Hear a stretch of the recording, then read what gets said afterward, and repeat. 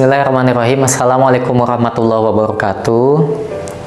Dosen dan guru Pamong, perkenalkan saya Chandra Febrian, mahasiswa PPG Universitas Sriwijaya, angkatan keempat tahun pelajaran 2021, akan melaksanakan penilaian uji kinerja pembelajaran yang bertempat di SMK ITE Al-Junaidyah pada mata pelajaran biologi di kelas 10 asisten keperawatan 1. Kegiatan ini dilaksanakan pada hari Senin, tanggal 6 Desember tahun 2021.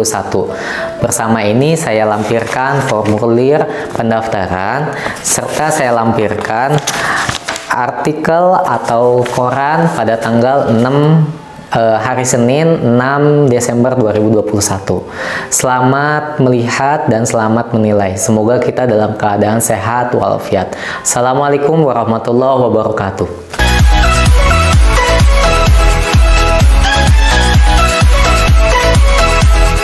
Bismillahirrahmanirrahim. Assalamualaikum warahmatullahi wabarakatuh. Waalaikumsalam warahmatullahi wabarakatuh. Ya, saya izin buka dulu maskernya ya, biar nggak kagok ngejelaskannya. Apa kabar semuanya? Alhamdulillah luar biasa. Allahu Akbar. Alhamdulillahirabbil alamin. Hari ini kita akan belajar biologi untuk pertemuan selanjutnya. Sebelum kita mulai kegiatan pembelajaran, mari sama-sama berdoa terlebih dahulu. Disiapkan oleh KM-nya. Silakan KM. Dipersilahkan. Marilah kita berdoa terlebih dahulu. Berdoa terlebih dahulu, berdoa dalam hati mulai.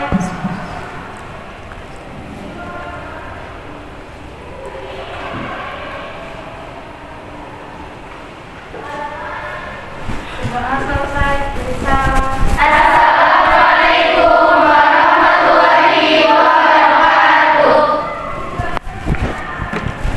Sekali lagi ya. Apa kabar semuanya? Alhamdulillah luar biasa. Allahu Akbar. Alhamdulillahirabbil alamin. Sekarang sudah masuk musim hujan. Jadi tolong dijaga kesehatannya ya. Karena masuk musim hujan dan sebentar lagi mau ujian, jadi harus dijaga kesehatannya. Karena biasanya kalau sudah musim hujan itu umumnya suka terkena penyakit-penyakit yang umum ada di musim pergantian musim hujan, biasanya flu, batuk ya, biasanya seperti itu ya. Sebelum mulai saya ingin absen terlebih dahulu. Oke, absen dulu ya. Spidolnya.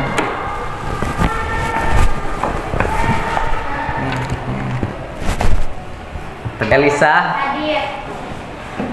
Feni, Hadir. Ilham, Hadir.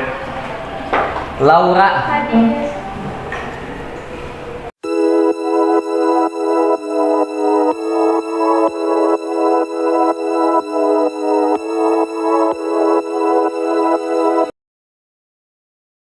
Datang ke sini karena kita masih belajar di masa pandemik, otomatis protokol kesehatannya juga harus tetap dijaga. Jaga kesehatan yang pertama, yang keduanya jaga protokol kesehatannya, maskernya mau di sekolah, mau di lingkungan di luar, mau ke pasar atau lain sebagainya ya. Kalau sakit jaga pola makan, vitaminnya diminum, obatnya diminum ya. Karena sekarang kan mulai ada lagi ya, kalau nggak salah tuh yang mana, yang di Afrika itu ya, Ya. itu suka aneh ya, maksudnya kalau saya pribadi kadang naik, kadang enggak gitu ya. Kemarin tiba-tiba udah nggak ada lagi tentang corona, sekarang muncul lagi ya. Jadi kayak yang gimana gitu maksudnya. Nah itu seperti itulah. Oke, kita akan review dulu. Ada satu buah gambar tentang sistem reproduksi yang sudah kita pelajari pada pertemuan sebelumnya. Saya mau tanya, organ yang saya tunjuk itu disebut sebagai organ apa dan fungsinya apa? Apa? Saya ulangi.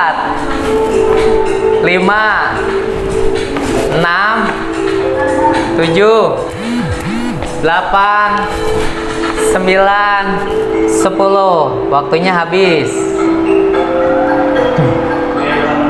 Soalnya 2 menit, cuma 2 menit kita. Mila posisi pertama, tepuk tangan buat Mila.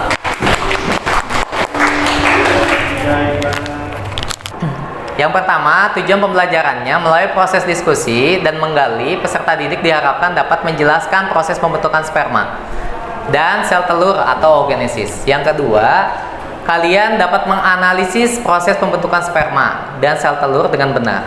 Lalu yang ketiganya, kita dapat menguraikan proses ovulasi dan faktor-faktor yang mempengaruhi dengan benar.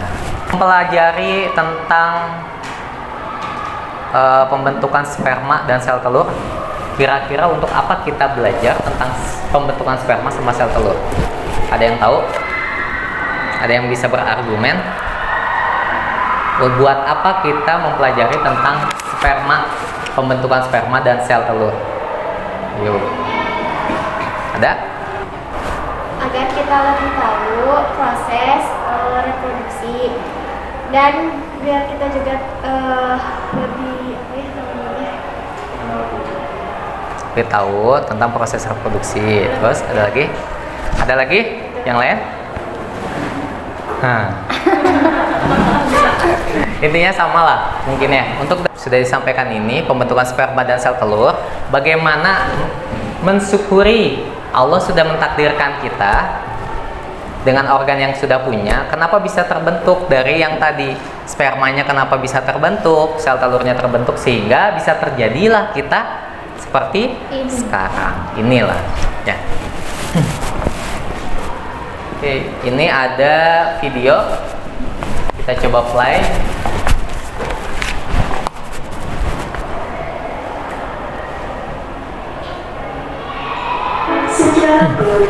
Silahkan diperhatikan, ada video artikel. Kematian dan 26% dari kematian pada anak usia di bawah 5 tahun disebabkan oleh faktor lingkungan yang dapat dicegah. Permasalahan pada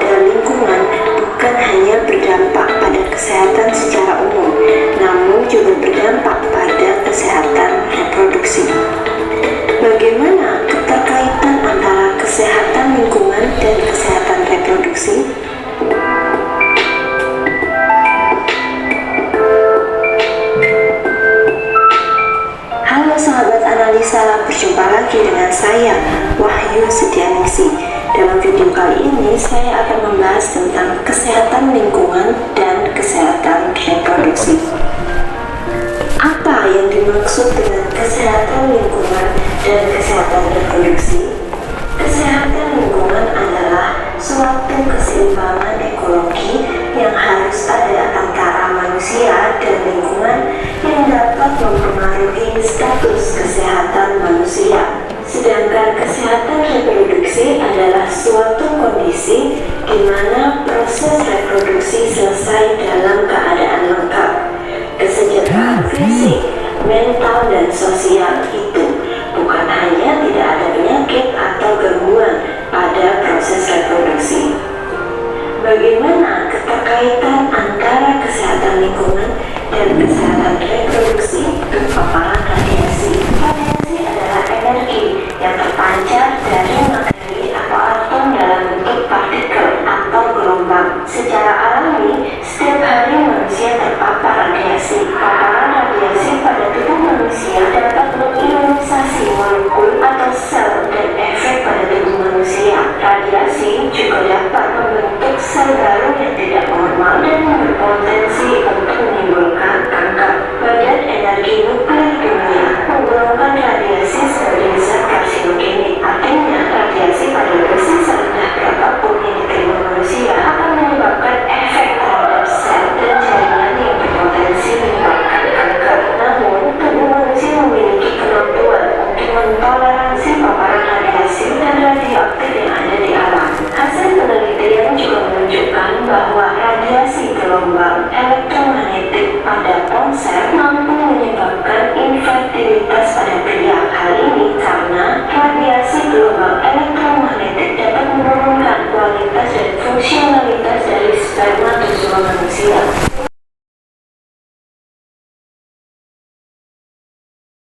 Tadi permasalahan apa yang timbul? Spermatozoa. Gimana spermatozoa? Ada lagi? Gelombang. Radiasi ya tadi ya. Permasalahan yang timbul itu adalah tentang efek dari radiasi terhadap kesehatan reproduksi kita atau enggak reproduksi manusia. Nah, dari permasalahan yang timbul ini nanti kita coba analisa, kita pelajari analisa bagaimana radiasi tadi yang sudah ditampilkan itu kita analisa pengaruhnya terhadap kesehatan reproduksi atau pembentukan sperma dan sel telur oleh kalian. Nanti kita akan bentuk kelompok.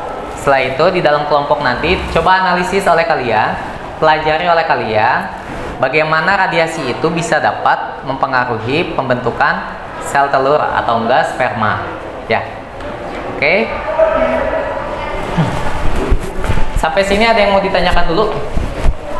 Nggak ada? Kalau tidak ada yang mau ditanyakan, kita bentuk kelompok. Sekarang kita bentuk kelompok sesuai kelompok yang sudah kita pernah bentuk. Ya, silahkan dibentuk kelompoknya. Ya.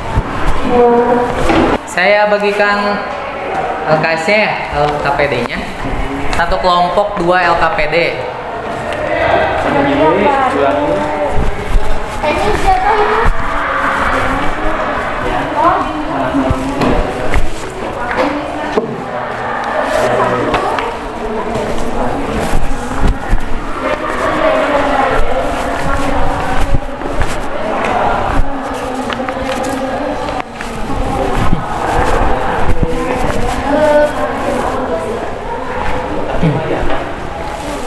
Itu ada LKPD. Silakan dibuka. Tapi sebelum diskusi, bangkunya tolong dirapikan dulu. Artinya, jangan yang ngebelakangin saya, bisa nggak? Diskusinya, tapi jangan ngebelakangin, soalnya nanti pas penyampaian tuh harus gini nih. Kasihan.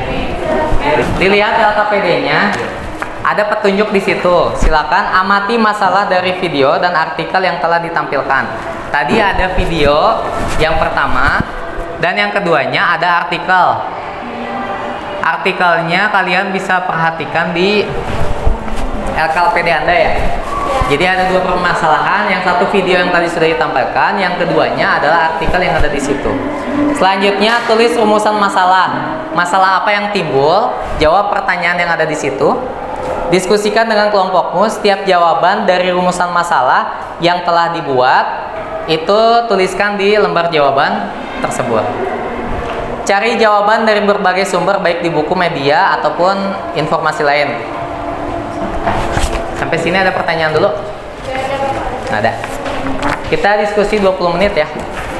Dipersilakan untuk diskusi.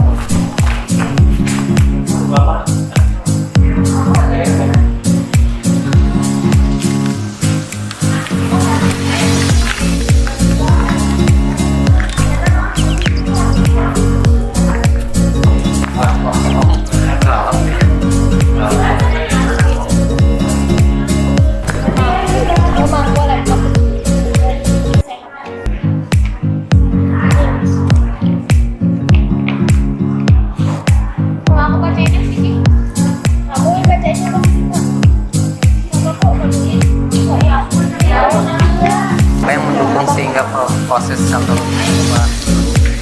Jadi di situ faktor apa yang mendukungnya, yang mempengaruhinya apa aja?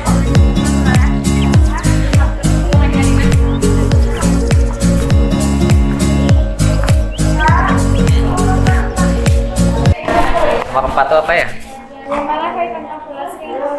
Nah, pertanyaannya ovulasi itu apa? Coba harus tahu dulu konsep ovulasi itu apa? Proses terjadinya proses yang terjadi dalam siklus menstruasi. Proses pengelepasan sel telur atau ovum dari ovarium menuju ke tuba falopi yang asli itu.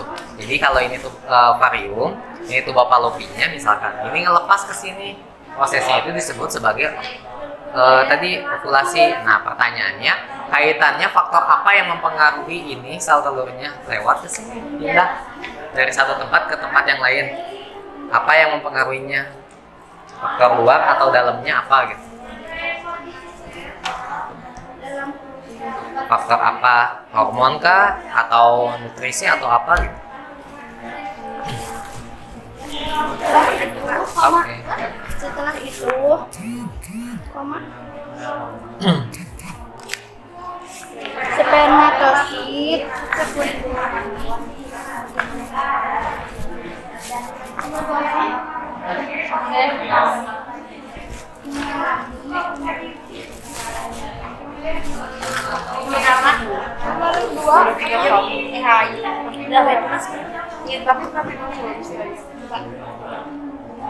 Kita masuk ke sesi presentasi. Nanti tiap kelompok akan mempresentasikan hasilnya. Silakan maju ke depan, nanti perwakilannya silakan menjawab pertanyaan yang disampaikan. Untuk nomor 1 silakan dijawab oleh kelompok 1, nomor 2-nya oleh kelompok 2, nomor 3-nya oleh kelompok 3, nomor 4-nya oleh kelompok 4. Oke, yang lain perhatikan temannya ketika presentasi. Nanti kalau ada yang berbeda atau yang ingin ditanyakan silakan ditanyakan. Silakan pertanyaan nomor 1.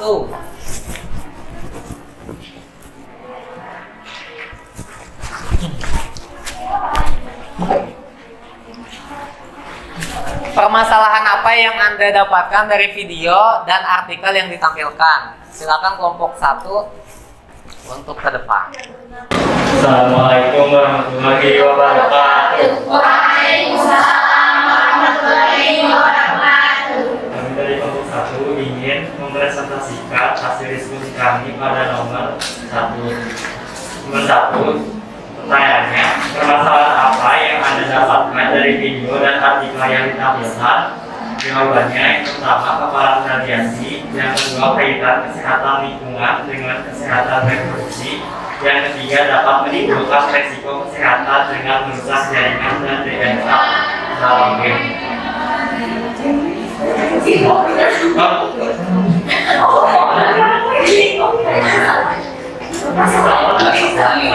Belum tahu? Gimana? Kamu ulangi. Yang poin ketiga dapat menimbulkan resiko kesehatan. Game lagi game. Mungkin ya. Yang poin ketiga dapat menimbulkan resiko kesehatan dengan merusak jaringan dan DNA dalam gen. Jawabannya ada yang mau menambahkan atau ada yang mau bertanya? Nomor 1 adalah permasalahan apa yang timbul dari video dan artikel yang ditampilkan. Tadi permasalahan tentang pengembangan radiasi terhadap pengaruhnya terhadap Kaitan kesehatan lingkungan dan kesehatan lingkungan dan kesehatan reproduksi. Yang lain sama? Ya. Disamakan ya. Bagi yang berbeda jawabannya nanti tolong disamakan. Disamakannya ditulis ada di bawahnya. Perbaikan konsep kalau berbeda atau tidak sama maka perbaikan konsepnya di bawah. Tulis ini. Ya. Oke. Tepuk tangan buat temannya yang ngomong. Silakan. Lagi. Selanjutnya kelompok kedua. Membelah atau mitosis menjadi spermatosit primer. Kemudian membelah lagi disebut meiosis 1 menjadi spermatosit sekunder. Membelah lagi meiosis kedua menjadi spermatid dan menghasilkan spermatozoa. Yang mana? Spermatid itu yang mana? Nomor berapa? 4. Nomor 4. Terus spermatogonium primer nomor berapa? Primer 2. 2. Terus nomor 3 Spermatosit sekunder. sekunder. Yang lain sama? Enggak sama? Sama? Oke. Sama ya? Enggak ada yang berbeda ya? Pertanyaannya dari spermatogonium 1 menjadi primer itu mengalami pembelahan apa? Meiosis apa mitosis? Mitosis. Kalau dari yang primer nomor 2 menjadi sekunder itu membelah prosesnya apa? Proses perkembangan sperma menjadi sperma yang sudah matang disebut sebagai diferensiasi. Oke. Kita lanjut ke pembentukan. Ya, kita masuk ke yang kedua ya, pembentukan oogonium atau enggak sel telur. 1. Oogonium membelah mitosis menjadi oosit primer. Membelah lagi atau yang disebut meiosis 1 menjadi oosit sekunder. Membelah lagi meiosis kedua menjadi ootid Dan ovum itu sisanya. Kalau sisanya itu yang warna biru apa? badan kolam. Badan pola. Jadi hasil yang dihasilkan terakhir itu pembentukan sel telur itu berapa? 1. Yang lain? Sama? Oke, tepuk tangan buat temennya. Makasih kelompok 2. Silakan kembali ke Faktor yang mendukung prosesnya adalah ini. faktor yang mendukung proses spermatogenesis dan oogenesis yaitu suhu. Terus ada kadar hormon juga dan kondisi tubuh seseorang dan zat atau makanan yang dikonsumsi. Ini kelompoknya yang pertama adalah suhu, yang keduanya kadar hormon, yang ketiganya kondisi tubuh seseorang, yang keempatnya zat makanan yang dikonsumsi. Dari faktor ini ada yang berbeda atau ingin menambahkan? Sama. Pertanyaannya suhu itu berpengaruh terhadap pembentukan tadi ya, spermatogenesis dan oogenesis ya. Yang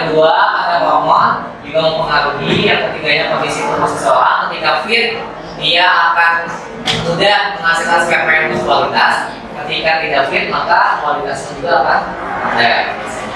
Begitu pun dengan zat makanan yang dikonsumsi. Sampai sini ada yang mau ditanyakan dulu? Tidak ada. Oke, kasih tepuk tangan buat temannya.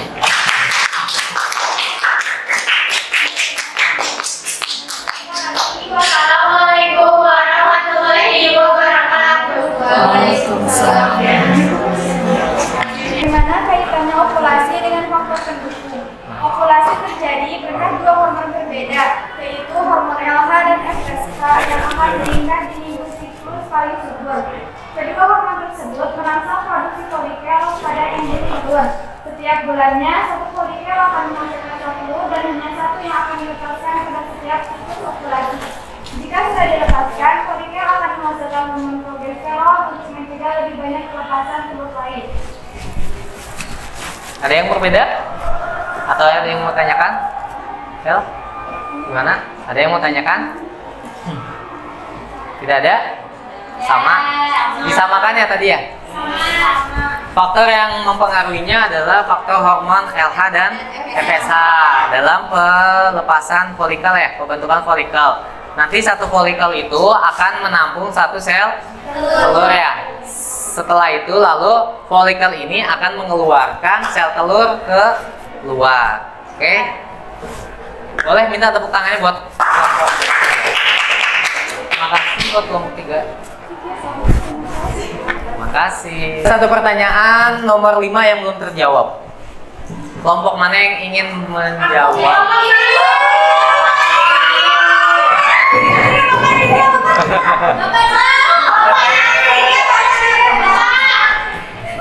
Bagaimana langkah kita untuk menjaga kesehatan reproduksi?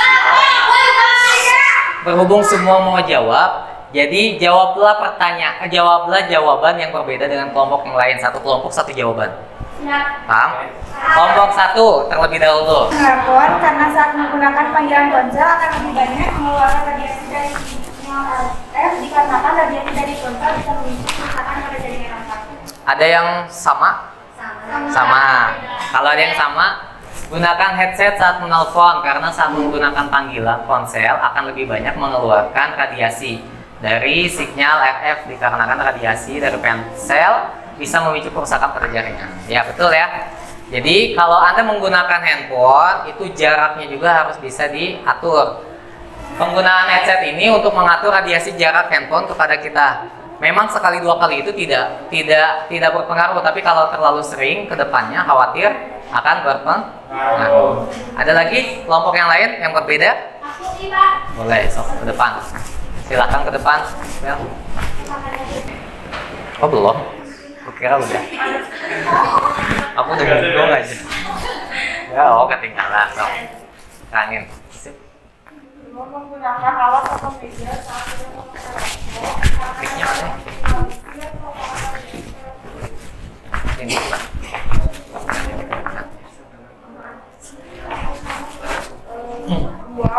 Menggunakan alas atau meja saat sudah memakai laptop karena dapat meminimalisir paparan radiasi pada kulit. Ya, kelompok 2.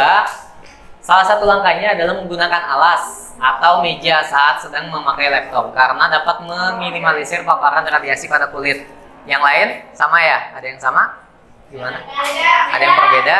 Atau ada yang berbeda? Berbeda itu ada menyangga atau berbeda karena ada langkah yang lain? Oh iya. Nanti ditulis lagi ya langkah yang tadi. Kalau ini sudah setuju? Setuju ya? Oke, makasih. Boleh tepuk tangan buat kelompok 2. Oke, selanjutnya kelompok 3. 3. Ya, 3 dulu aja. Mana spidolnya? Ada kok. Satu nggak ada yang menang. Siapa? Panjang nggak? Nggak ya?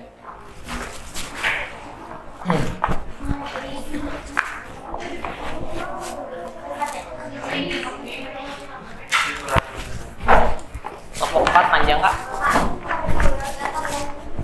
Kelompok 4, ya, spidolnya cuma 1. Nanti ya. Kelompok 4 mana? Dikit ya? Oke. Ya, Pak.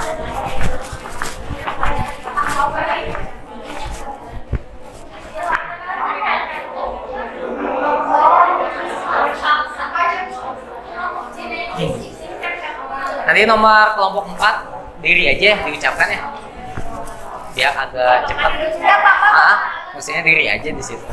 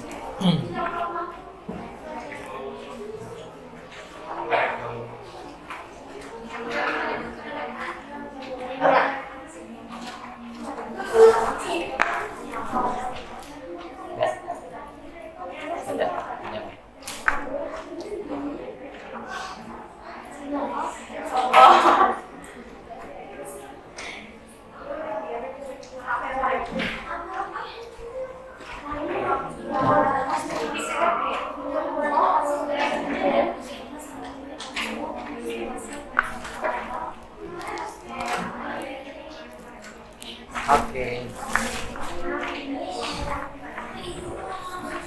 Ya, perhatikan temannya, silakan. Dari mengantongi ponsel meski tidak digunakan, ponsel akan terus memproduksi radiasi RF. Lebih baik pengguna HP menjaga jarak dengan HP. Letakkan ponsel di tempat yang lebih jauh seperti ransel atau tas. Ya. Sama-sama. Tepuk tadi yang langkah-langkah sudah disebutkan oleh teman-teman Anda. Soal nomor 1 sampai dengan nomor 5 sudah kita bahas semuanya. Tapi saya akan menjelaskan dulu untuk memperkuat pemahaman kalian. Jadi minta perhatiannya. Kita sudah membahas tentang pembentukan sperma, sel telur, dan juga ovulasi. Ini ada salah satu gambar. Nah, ini ada sperma, pembentukan sperma, organ pembentukan sperma. Ada testis. Mungkin udah paham mungkin ya ketika gambarnya yang ini. Berarti ini sudah tahu kali ya. Ini letaknya yang ada di bawah, diselimuti oleh skrotum itu. Ini testis pada manusia, pada laki-laki. Di dalamnya testis itu ada kumparan tubulus seminiferus. Ini ada lipatan kayak pembuluh darah. Ya. Di dalam situ satu ini kita potong, diperbesar. Bentuknya seperti ini, potongan melintangnya. Tabungnya seperti ini. Ada sel-selnya di dalamnya dan ada sperma-sperma kecil. Kalau kita perbesar lagi, kita potong segini, hasilnya seperti ini. Ada sel germinal ini, ada sel Sertoli ini, ada sperma. Ya, sperma ini terbentuk dari sel-sel yang ada di dalam tubulus seminiferus ini. Ada sel Sertoli, dia akan menghasilkan zat-zat makanan atau zat-zat protein bagi ini, bagi sperma.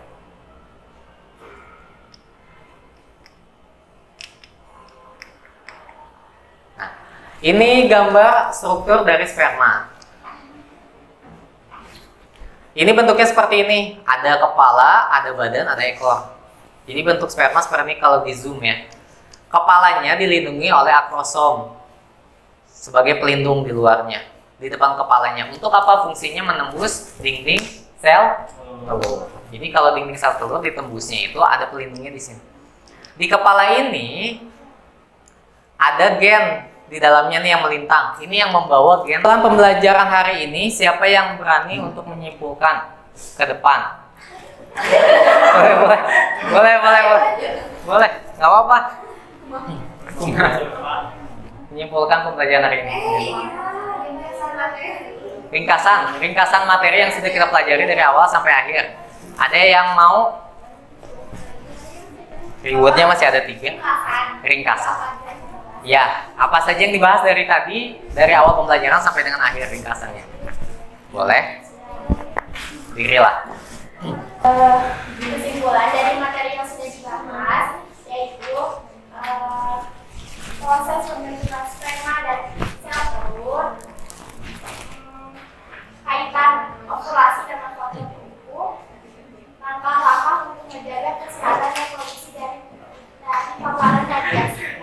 pemaparan radiasi. Terus ada lagi, terima kasih. Boleh tepuk tangan buat temannya. Ada lagi? Ini rewardnya ya.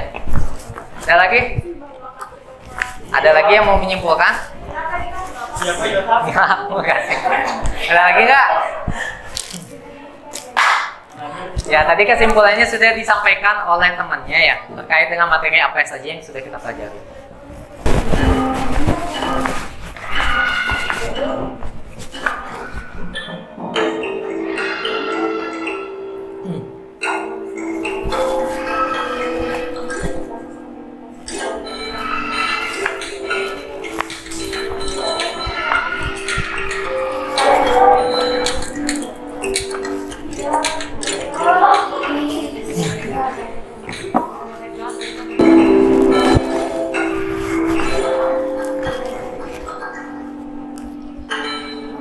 Masih keren, salah asli.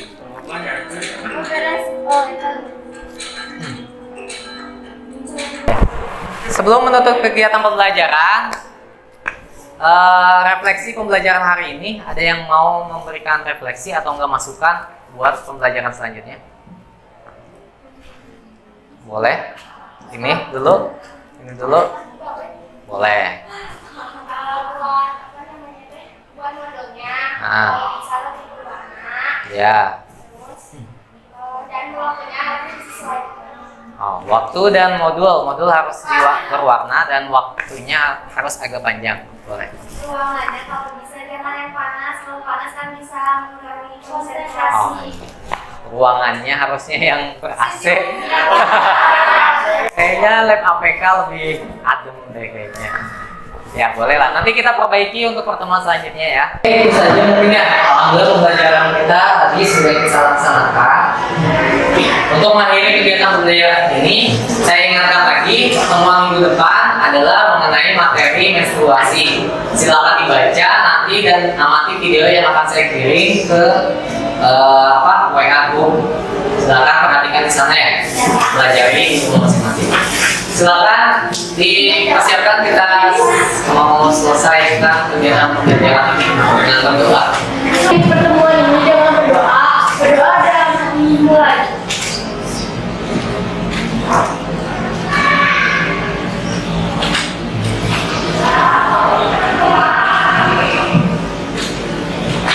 Berdoa selesai. Berdoa